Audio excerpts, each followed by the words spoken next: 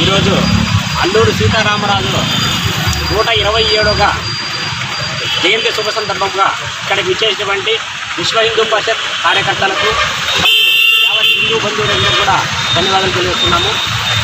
అల్లూరి సీతారామరాజు గారు వాళ్ళ తల్లి సూర్యనారాయణమ్మ గారు, తండ్రి వెంకటరామరాజు గారికి జన్మించడం జరిగింది. తండ్రి గారు చాలా నిరుపేద కుటుంబం నుంచి వచ్చాడు. ఆ నిరుపేద కుటుంబంలో అల్లూరి సీతారామరాజు గారికి విద్యాభ్యాసంలో చాలా ఒడిదుడుకులు లోనయ్యాయి.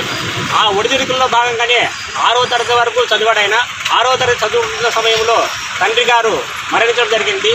ఆ తండ్రి మరణంతో ఆ కుటుంబానికి జీవన విధానంలో చాలా కొరత ఏర్పడడంతో ఆయన చదవలేక చాలా ఊరు తిరగడం జరిగినది. ఉన్న ఊరిలో స్థానం లేక చాలా ఊరు తిరగడం జరిగింది.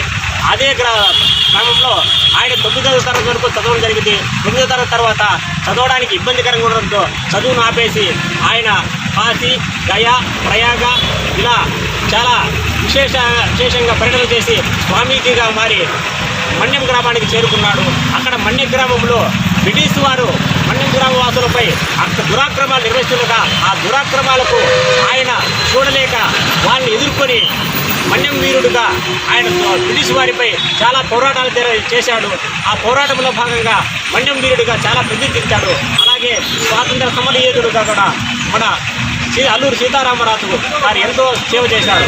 అల్లూరి సీతారామరాజు అంటే ఒక వ్యక్తి కాదు, విప్లవ శక్తి అని ఈరోజు మనము గుర్తించుకోవాల్సిన అవసరం ఎంతైనా ఉంది.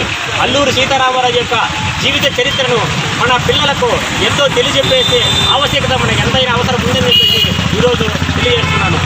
బ్రిటిష్ వాళ్ళు గడగడలాడించిన ఏకైక వ్యక్తి మన్యం వీరుడు, విప్లవకారుడు ఈ అయినటువంటి అగ్గిపుడుగు అల్లూరి సీతారామరాజు గారే తప్ప మరెవరూ కాదని చెప్పేసి ఈ విధంగా తెలియజేస్తున్నాము.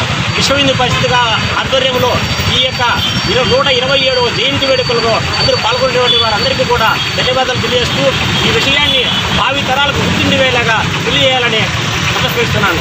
జై శ్రీరామ్.